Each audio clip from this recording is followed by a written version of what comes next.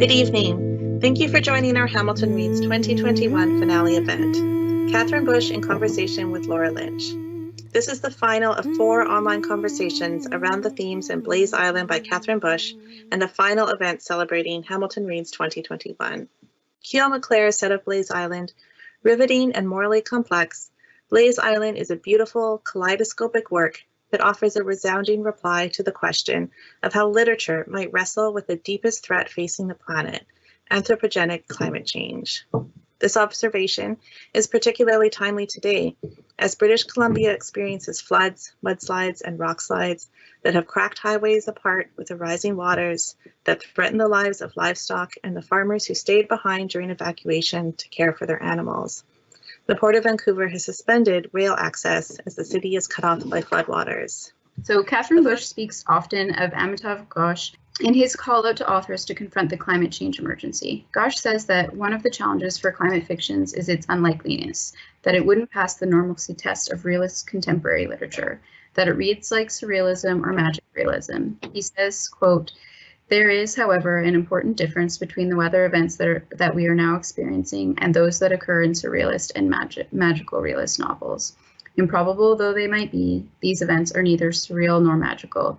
To the contrary, these highly improbable occurrences are overwhelmingly, urgently, astoundingly real," unquote. Catherine has accepted this challenge of writing about the climate emergency in a retelling of William Shakespeare's The Tempest, a story about the magician Prospero retold as a climate scientist, where magic is replaced with science. Today, as we speak with Catherine and Laura, who joins us from Vancouver, I'm greatly appreciative that they are guiding us in a conversation about the relationship between literature, climate, and the very real crisis that confronts us all. My name is Erica, and previously we saw Nancy, and we're tremendously pleased to host this conversation about words and the world. I'll take a moment to acknowledge that the city of Hamilton is situated upon the traditional territories of the Erie, Neutral, Huron-Wendat, Haudenosaunee, and Mississaugas. This land is covered by the Dish with One Spoon Wampum Belt Covenant, which was an agreement between the Haudenosaunee and Anishinaabe to share and care for the resources around the Great Lakes. We further acknowledge that this land is covered by the Between the Lakes Purchase of 1792, between the Crown and the Mississaugas of the Credit First Nation. Today, the city of Hamilton is home to many Indigenous people from across Turtle Island, and we recognize that we must do more to learn about the rich history of this land so that we can do better to understand our roles as residents, neighbors, partners, and caretakers. I encourage you to find Catherine's publications at local independent bookstores like Epic Books at their Locke and Sherman Avenue locations, King West Books in Westdale, the city on Ottawa Street, and all retailers that support books and literacy. Catherine Bush is the author of 5 novels, including Blaze Island, a Globe and Mail Best Book, and The Rules of Engagement, a national bestseller and New York Times notable book. Her books have been shortlisted for the Trillium and City of Toronto Book Awards. She is the coordinator of the University of Guelph Creative Writing MFA, located in Toronto. Her work has appeared recently in Terrain, Brick, Emergence, the Dalhousie Review, the New York Times, and other publications. Her essay, Writing the Real, about writing climate fiction, is out in Best Canadian Essays 2021. Laura Lynch is an award-winning journalist and is the host of What on Earth. In the course of her career, she has reported from across Canada and around the world. In the 1990s, she covered the Supreme Court of Canada as it broke new ground with precedent-setting Charter of Rights rulings. Laura also covered Parliament Hill, covering everything from gun control to abortion to international trade. Internationally, Laura was based in Washington, D.C. during and after the attacks of September 11th, 2001. She was posted to London for 9 tumultuous years that featured political turmoil and violent attacks blamed on terrorism. Laura also reported from Pakistan, where Benazir Bhutto was attacked and then assassinated, from Israel during the war with Lebanon and its ongoing dispute with the Palestinians, from Saudi Arabia, where she was detained, from Syria as the country descended into civil war, and from Africa, where she reported undercover from Zimbabwe when Western journalists were barred. She reported from many other nations and conflicts too numerous to list. After many years abroad, Laura is back where she started in Vancouver, using her years of experience to tell Canadians what they need to know about climate change, its challenges and solutions. Over the years, Laura has won the prestigious Nieman Fellowship from Harvard University, awards from the British Bar Association, the Canadian Bar Association, RTNDA, Canada and US, Overseas Press Club of America, Amnesty International, RNAO, and the Gabriel Awards. Laura has a law degree from the University of Victoria and a journalism degree from Carleton University. I'll pass things over to Laura, who will begin the conversation. Thank you, Laura. Thank you, and thank you so much for two things. Thanks for inviting me to be part of the conversation today, and thank you for introducing me to Catherine Bush and her writing. Reading Blaze Island was such a pleasure for me, even though in this past week of events out here in British Columbia, it sometimes seemed as if Catherine's imagined world was becoming muddlingly close to my real world out here on the West Coast as we live through the consequences of climate change. But let's talk about Catherine's imagined world, because I think it's such an interesting place to be right now, and talking about what people may contend with, are contending with, and how literature handles all of that. So I'd just like to say, while you are listening to me and Catherine chatting, those of you who are watching here, if you have questions, you can type them in and I will try to weave them into the conversation as Catherine and I are chatting. But with no further ado, what I'd really like to do is get Catherine reading from her novel, Blaze Island. Catherine? And also a huge thanks to Laura for doing this. I feel so honored to be in your company, Laura. And I know you're doing this at a really extraordinary time, just back from COP26, and then diving into the melee of everything that's happening in BC and Vancouver at the moment. So thank you once again for making time for this. Blaze Island opens in the midst of a hurricane, wind, weather, a lot of rain. Two young people narrate the novel. Miranda, whose climate scientist father brings her to the island, Blaze Island, when she's a child, and Caleb, whose mother's family is from the island, but who is nevertheless an outsider. So I'm going to read briefly from the opening and the arrival of the stranger who upends Miranda's life. And then later, a little short passage from late in the novel where she's really meditating on how we try and imagine a future. She was in the blast. Wind and rain tore at her. Wind ripped through her jacket, her hair, her skin, her mouth. A monstrous fury. Was this the worst? The edge of the hugest hurricane ever to pound up the coast? She was nothing to it. Wind would carry her away, but there was someone else, a boy, a young man, trying to pull himself up the steps to her house. She had to help. She reached out. There was a tug on her hood, her shoulder, an immense strength wrenching her back as she struggled forward, pulling her into the house while the rain bit her face. Her father. There was ferocity in him, her stern protector. Get inside. He'd thrown on his rain jacket, a rope wrapped round his waist. I'll hold on to the rope, Miranda said, giddy and reeling. They were both in the doorway. Wind and rain swept into the room behind them. No, you won't, her father said. Tie the rope to the bottom banister. The house would be his counterweight. In the first hurricane ever to brush the island, Hurricane Jose, he'd struggled outside in the middle of the night to close the door of their store shed, which had swung open, and been caught, swept off his feet, forced to crawl back to the house, inch his way back. 11 then, Miranda had slept through all of it. He told her the story the morning after, leaving her with nothing but bolts of panic and remorse. Without knowing it, she'd almost lost him, the only parent she had left. After that, Alan had strung up ropes between their outbuildings whenever high winds and storms were brewing. Now, soaked to the skin, she stumbled back to the kitchen, ordinary and warm, cards and mugs still on the table. There was a howling behind the sitting room door, Ella, whom her father must have locked inside. Miranda's heart surged into the storm again, to the stranger. Breathless, she tugged the rope around the banister as tight as she could with a knot her father had taught her. When the rope went taut, it caught the leg of a kitchen chair and toppled it, pitched the table up against the wall. In the mudroom, her father was a silhouette beyond the door, wind pouring into the house, rain like savage stars all around him. Braced against the railing, he lowered himself to reach the stranger. Everything in the room rippled and shook. The empty egg basket took flight. Miranda almost tripped over the rope. Her father hauled the stranger up the steps as the wind screamed. On his hands and knees, the young man was close enough that she could extend a hand to him once more, she and her father working together. The stranger's hand, cold and wet, grasped Miranda's. While her father grabbed his jacket, she pulled him in, battling the wind for him, dragging him over the lintel. He whispered something as he collapsed to the floor. And then briefly, always when she'd allowed herself to think about the future, it had been shaped by the contours of the past. How else did you envision what was to come other than by reconfiguring what you knew? There were days when, swayed by Caleb's suggestions, she had imagined living with him on the far side of the cove, even as another part of her retracted from the dream.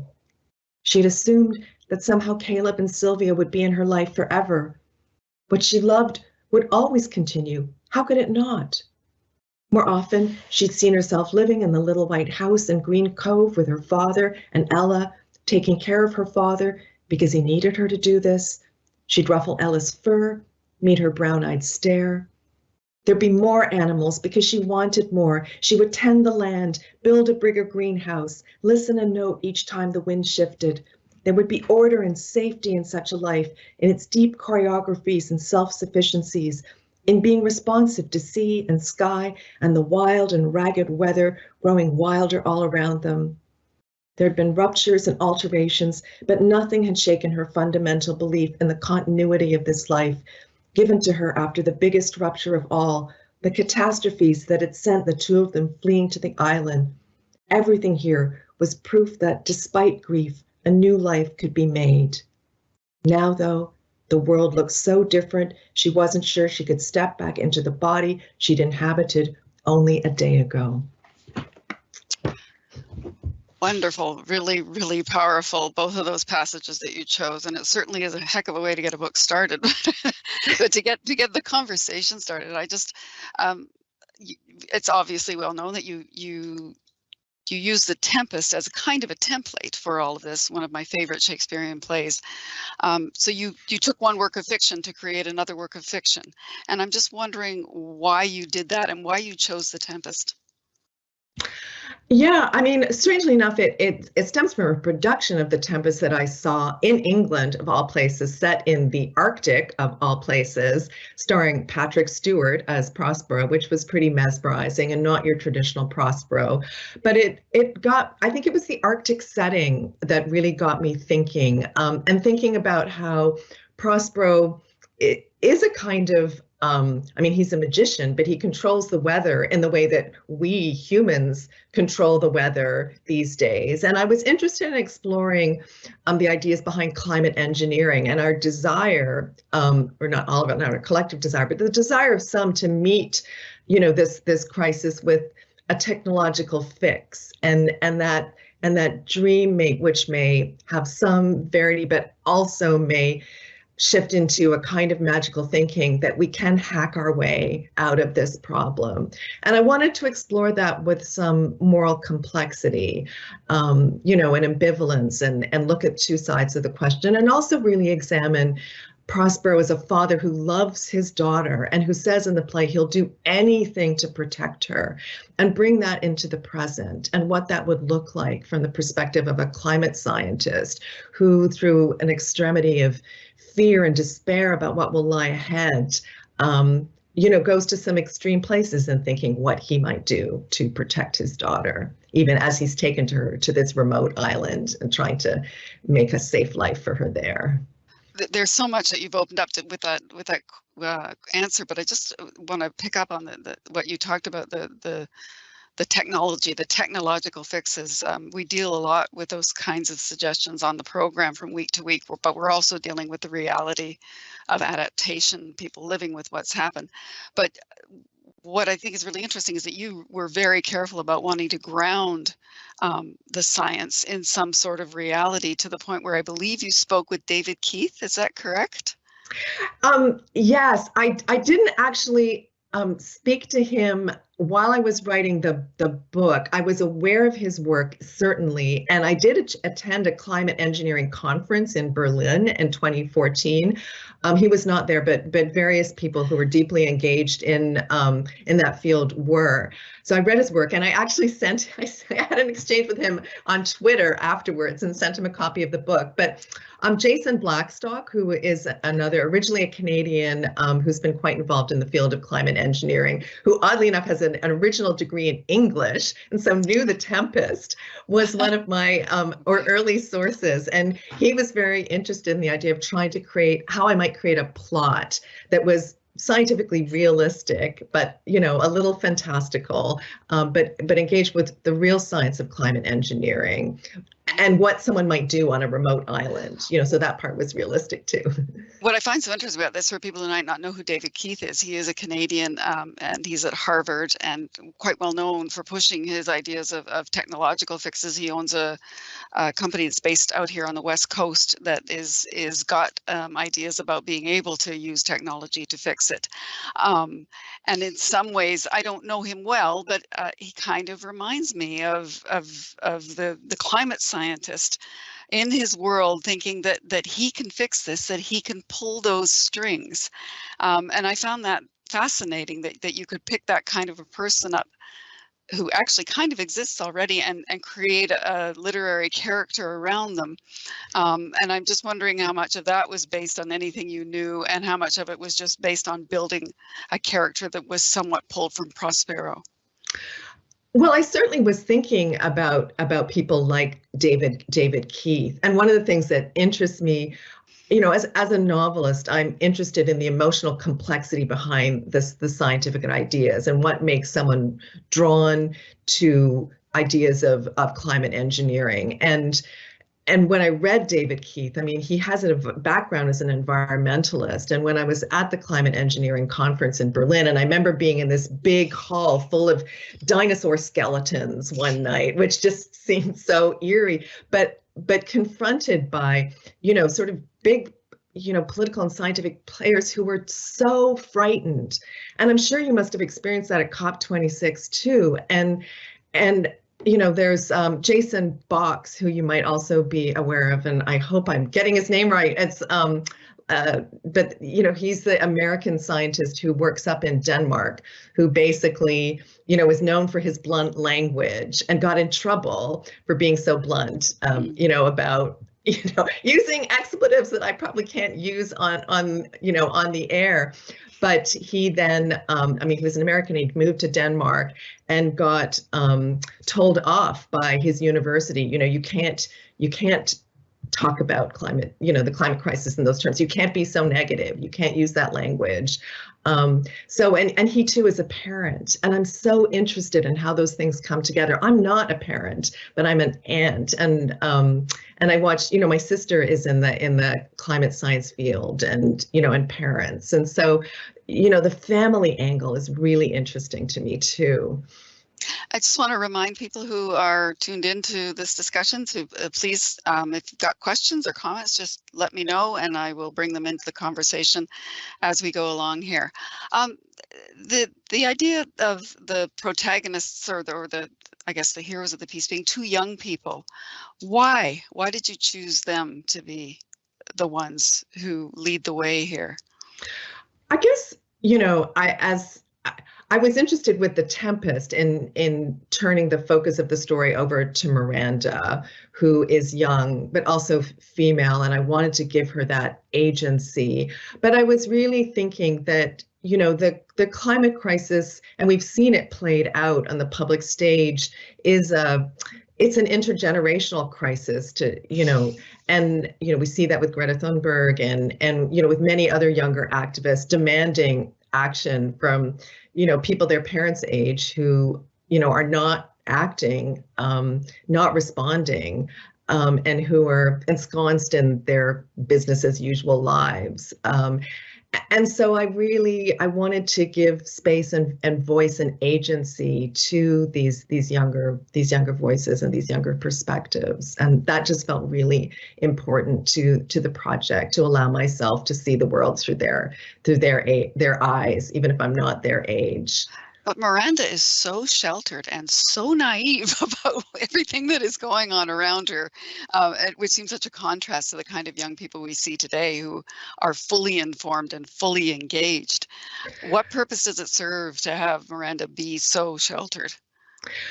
I guess I was interested in what she would be like as someone raised on a very remote island. And she's so sheltered because her father has brought her to the island after he loses his academic career, or he walks away from it, under extraordinarily difficult circumstances. And I took what happened to him from what happened to actual climate scientists after the 2009 Copenhagen COP summit, where scientists in the States and at East Anglia University in the UK had their email accounts hacked, and they were accused of creating fraudulent data. And it was, horrific for them. And once those kind of accusations get out in the world, it's very hard to stop that. And so that's happened to her father, and her mother has been killed in this bizarre accident that kind of ties into, the protesters who are protesting her father and his speaking out about the climate crisis. So I felt that she had a psychological desire to shelter herself. And I think of her as a kind of every person who, like us, doesn't want to face reality. She doesn't want to see everything that her father is grappling with. He's holding the despair and the grief and the knowledge.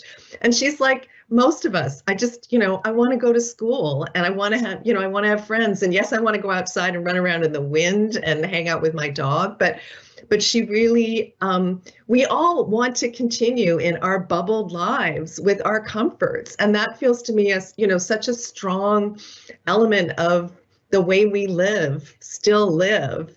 And so for me, that's kind of who she is and how I see her shelteredness. Okay, I'm just going to turn to a question here. First of all, I just want to say, Annie, it seemed as though you started to write a question, but you didn't finish it. All it says is, do you feel? And I'm sure that you would say, yes, you do. So we'll go to Liz. Liz says, love this novel. And minus time in Claire's head, what role does hope play in Blaze Island? Oh, that's such a great question. And, I've been thinking about the hope piece quite a lot the last few days, and certainly coming out of COP26 and thinking about some of the global disappointments there, but then again actually talking to my sister, who was arguing that in fact the fact that there's language around coal, even if it's phased down, the fact there's actual language around coal is a very strong and important thing. But I've also been reading this interesting book called A Field Guide to Climate Anxiety. I don't know if the cover's backwards, but the author, Sarah Jacquette Ray, talks really interestingly about the difference between hope and desire. And I'd never thought about it in those terms before. And she talks about hope coming from a place where you don't have agency. You might want things to be different, but desire coming from a place where you have agency and purpose. And it's desire that leads us into action and to change ourselves and the world we inhabit. And I really took that in very deeply and thought, oh yeah, I mean, I want to portray the natural world in Blaze Island in a way that makes people pay attention to it and love it and desire to come into closer relationship to it. And there's another trying to remember her name, Adrienne Marie Brown, I think, is a Black American climate activist, and she talks about the importance of pleasure in some of this climate work, that we can't lose sight of that and all of the despair and dystopia, and desire leads to pleasure. And so I've been thinking a lot more about desire and trying to bring imagination in relation to desire as I think both about the fictions and that we might create are in responding to the climate crisis, and in terms of my own relation to what's going on in the world. Okay, I just want to check because Liz said the audio may have cut out. I'm just checking with Nancy to see. Okay, we are having some technical issues. Nancy, do you want me to keep going here? Are we proceeding? Are people hearing us? Yes, I think let's keep going in the hope that it refreshes in a moment or two. Okay, all right. I'll check back with you soon. Okay. Well, and then in terms of that desire, promoting activism, I can't help it. I keep thinking what Miranda's going to do next, and part of me really wants you to write a sequel. But I'm sure you see her going forward in her life. What does she start doing? Does she become active if she wants to pursue that hope and that desire that she clearly has?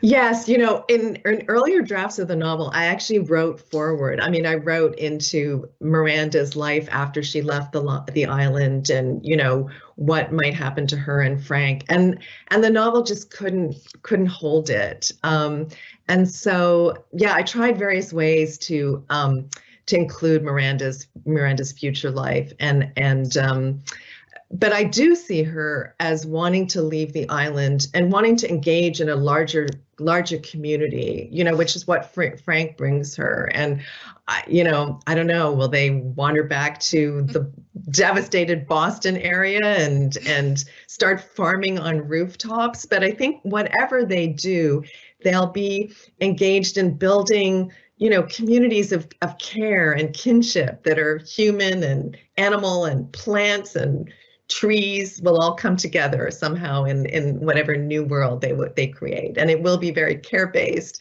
and full of kin that go beyond the human. That's what I see. But in the short term, there's a huge hurricane, and things are as devastated as they are in BC right now. And you know, roads aren't functional. No one can fly anywhere, and so you know, there's various people on this island who want to get off the island at the end, but you know, I also imagine that it may take them months. They may be stuck on the island, and as we all are stuck on our island planet, stuck in the best way, and you know, and stuck on our own islands on the planet too. So may have more quotidian things to worry about than just making it off the island. So this Blaze Island is really Fogo Island, is the way you've started. And I wonder, you've spent quite a bit of time there, which I envy you for. Can you tell me how climate change has affected Fogo Island? Yes, and you know, while I went back to Fogo Island mostly in the summer, but also you know in winter, spring, and in the fall. So I had some sense of the change of seasons. Though I never got to live there for you know months and months at a time, and I very much drew on you know ongoing relationships with the community and everyone's collaborative energy and warmth and receptivity to me and this novel over a period of years. And I'd ask people, you know, for storm stories and weather stories, and I think you know the ways that climate change is affecting Fogo Island. The sea ice, for one, is disappearing, and there's a scientist who lives on Fogo Island full time now, Fraser Carpenter, who just made a short film about disappearing sea ice. I mean, it comes occasionally. Previously, it used to be every year. Now it doesn't always come at all. And you know, there's you know whole biospheres related to the sea ice and the you know non-human lives entwined with it, and seals, polar bears. And also, you know, just the weather is more unpredictable. The ocean is warmer. There's less ice building up on the shore, so more shore erosion. But I think the really, you know, big feature is that loss of sea ice, you know, for a northern community is really profound. It's interesting you use that word loss, and I think that part of the novel too, and part of what people contend with in dealing with the effects of climate change is grief over things that have been lost. And I wonder if you could tell me how you think grief plays a role in the novel, in ways small and big. Yeah, I mean, I think that Millen Allen, the father character, is the one who holds a lot of the grief. I mean, he's aware of what's lost, and he's aware, for instance, of, you know, there's the loss of sea ice, but there's the loss. He's an Arctic glaciologist, and there's the loss of Arctic ice. And on Fogo Island and Blaze Island, the novel, icebergs float past every summer, and you know they are 10,000-year-old glacial ice melting, you know, and you watch them melt before your eyes. And it's, you know, existentially, it's an intense experience. And as in the novel, I mean, people like put iceberg ice in their drinks, and you're drinking this 10,000-year-old, you know, ice with bubbles of air in it. And that's the whole, I mean, in the novel, it's described as the Holocene, like you're swallowing this whole geological era. And so he's the one who's very aware of that level, that, that deep, deep level of loss. I would say Miranda's more aware of change, and trying to grapple with change. There are new birds on the island, but she's also an adolescent dealing with, the changes of her body and life. And how do we face change? I mean, we want to imagine a future that looks at the past because that's comforting, but and we've all had to deal with this in the pandemic. How do we look forward when all of a sudden there's this rupture and the future doesn't look like the past anymore? And that's Miranda's and Caleb's existential dilemmas, I would say. Okay, Annie has written more of an observation than a question, but you can respond if you like. She says, I like this idea of hope versus desire, but I find it difficult to find agency beyond buying choices. It seems like any actual change needs to occur at a larger scale.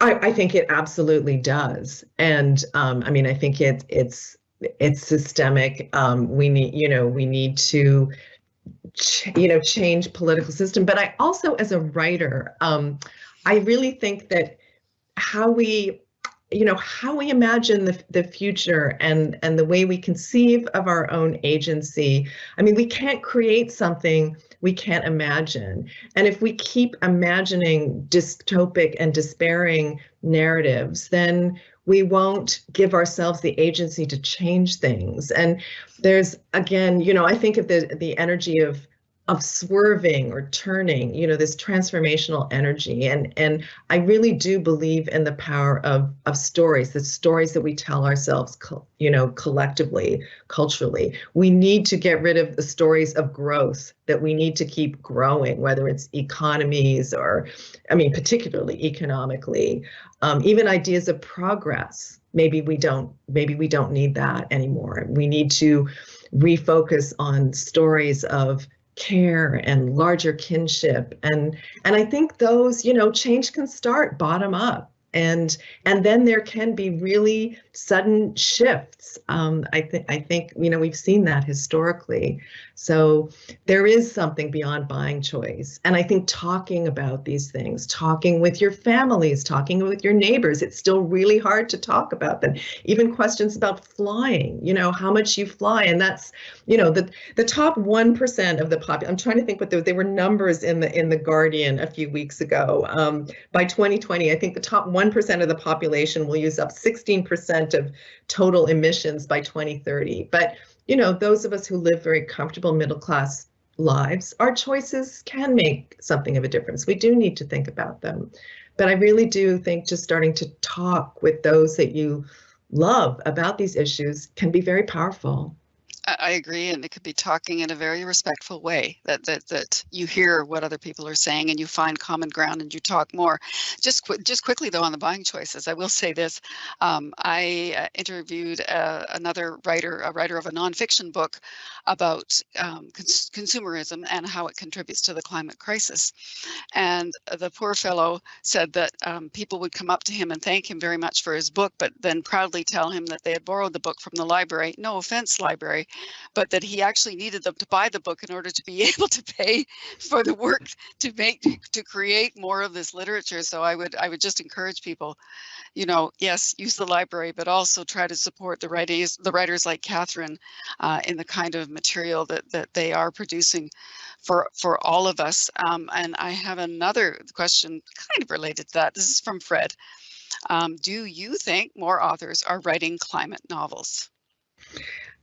Yes, I definitely do. And I think that's a really great thing. I mean, when Amitav Ghosh in The Great Derangement put out his call and saying that writers were not facing this existential crisis, I think there was, much less. I'm sure there were lots of people like me that were writing their climate responsive novels and saying, hey, wait, I'm doing this. It's just going to take a while to get published.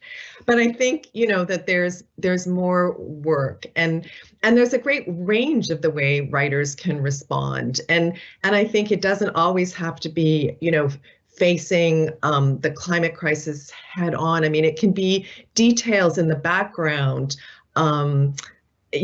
just like if you were writing a realist novel about this week, and you in Canada, and you didn't pay any attention to what was happening in BC, I mean, to my mind, that wouldn't be realism, because that's real and that's happening, and it's part of the fabric of our life. And maybe at the same time, you're in the foreground, you're having a fight with your partner, and that's part of the story. But we're still on some existential level having to respond to these, weather crises that will go on and become more and more potent. So that's one way. But I do think, future imagining can be very powerful, whether it's, utopic, like Kim Stanley Robinson's recent novel, The Ministry for the Future, or darkly comic, like, Lydia Millett's recent novel, The Children's Bible.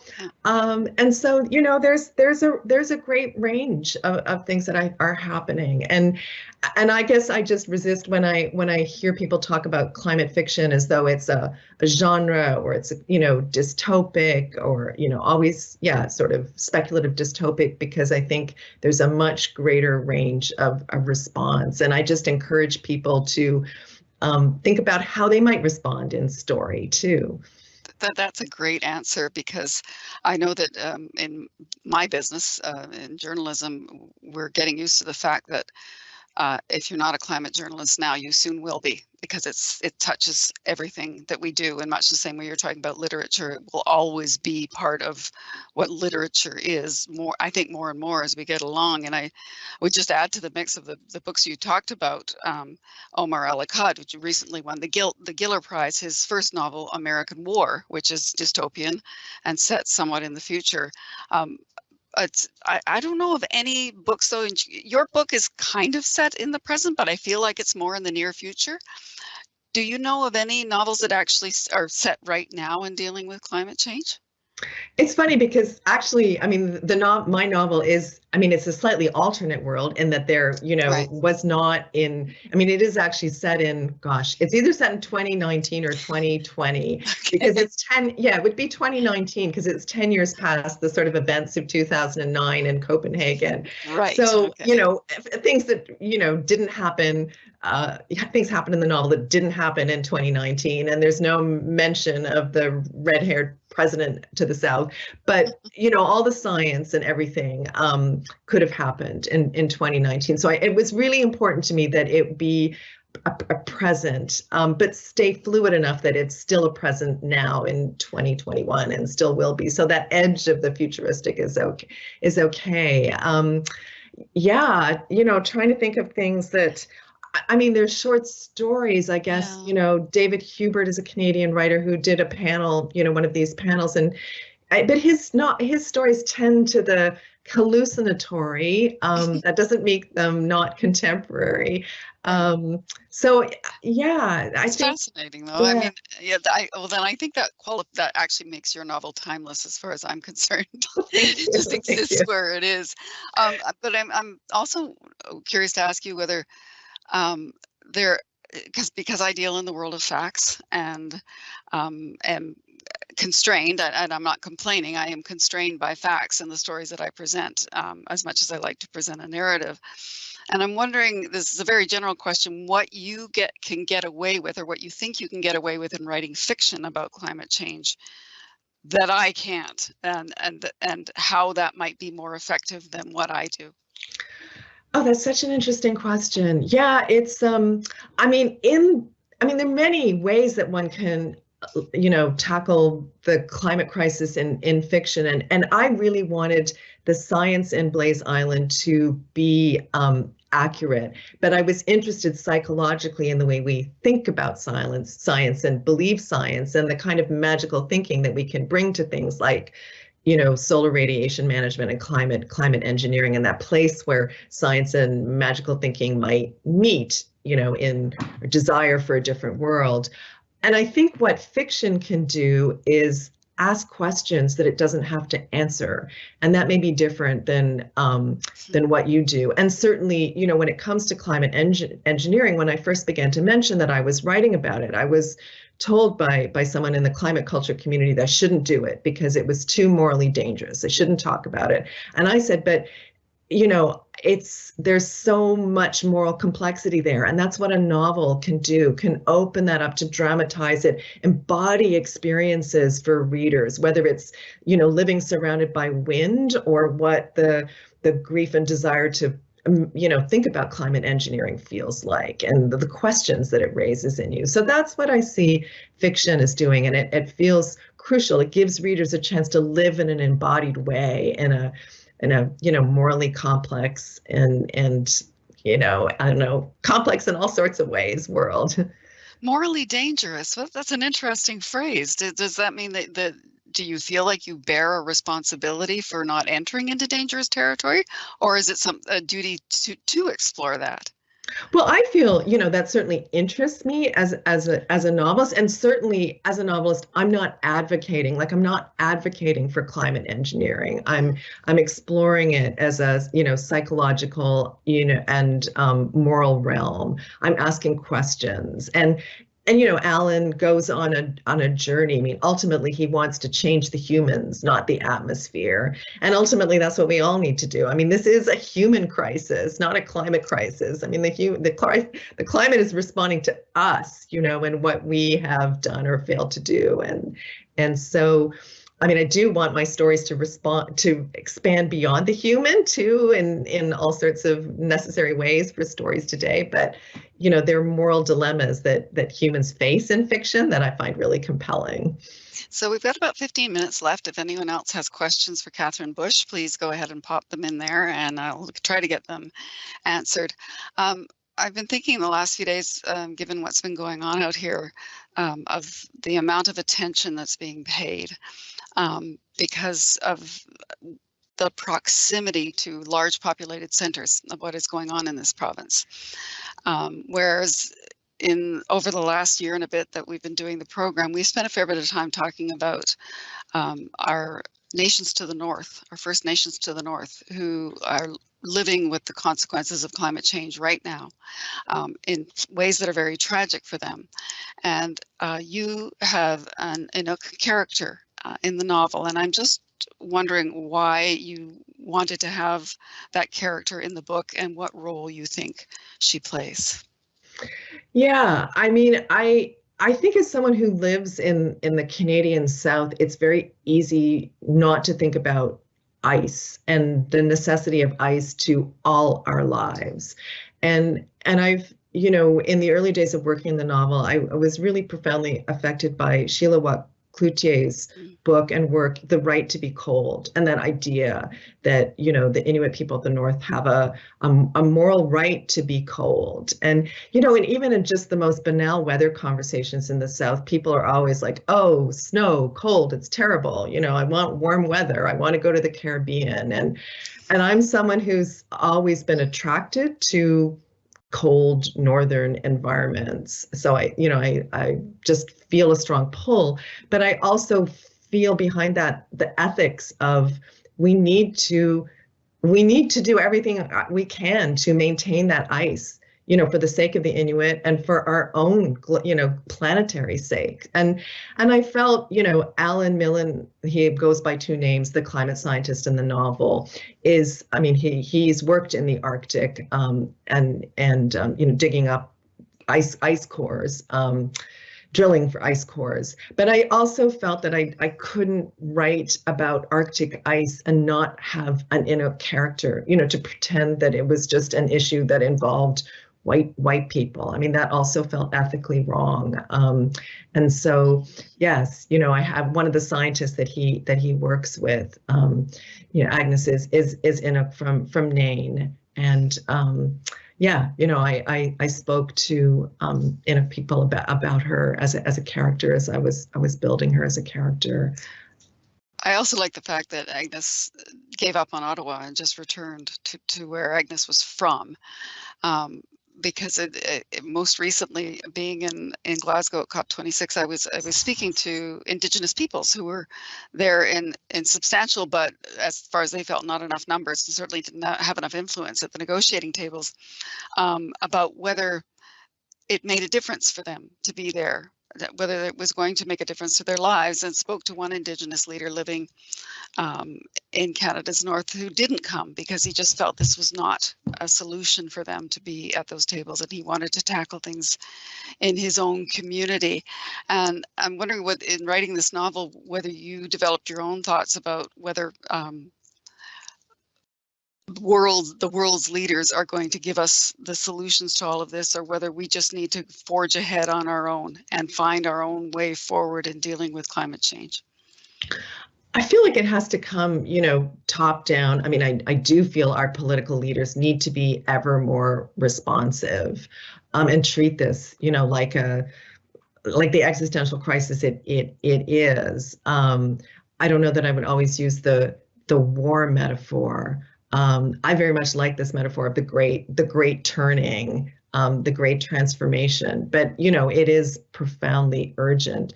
But I also feel, there's things that we need to do, and understand that, maybe our lives can't go on looking as they have done. And so many are being confronted with that, now in BC, as happened in BC this summer, certainly in the north, in the Arctic. And so, I think we do have to face this in our personal lives and advocate politically.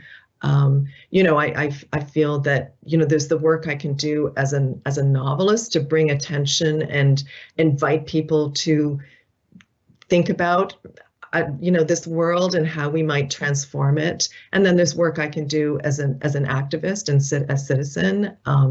And for me, that also happens pedagogically. I work at a university. How can I bring this attention to the climate issues to the attention of my students who are writers? How can I bring it to the university community? I've been involved in a project called Imagining Climates, run by the Guelph Institute of Environmental Research. And so all that work, all the work has to go on in all sorts of fields simultaneously. I think of, Andres Snar Magnusson, the Icelandic writer, talking about giving soul to data. And that's one thing that writers can do. But, just the importance of telling stories and stories that allow us to imagine the world in transformed ways does feel really like necessary work, part of the work. Yeah, I agree. I'm also curious, in the process of writing this novel, though, what price you paid, if any, sort of personally, because I know that since I actually created this show. It was something I talked to the bosses about and wanted to get going, and I didn't want it to be just science. I wanted it to be more broadly based. But in the last year and almost a half now that we've been doing it, I've learned so much about climate change and what we're facing and how it can be dealt with, that sometimes I have to sort of stop thinking about it for a little while, because it can be very heavy to think about it all the time. And I'm wondering, with you, in the creative process of writing the book, whether there were times for you when it became a lot to bear. I just want to, say upfront, thank you for your show and all the amazing work that you're doing on it, and also its breadth of interest, which does feel so important. It's not just a scientific issue, it's a cultural issue, and we really need to look at it from all these different angles. It's planetary in all sorts of ways.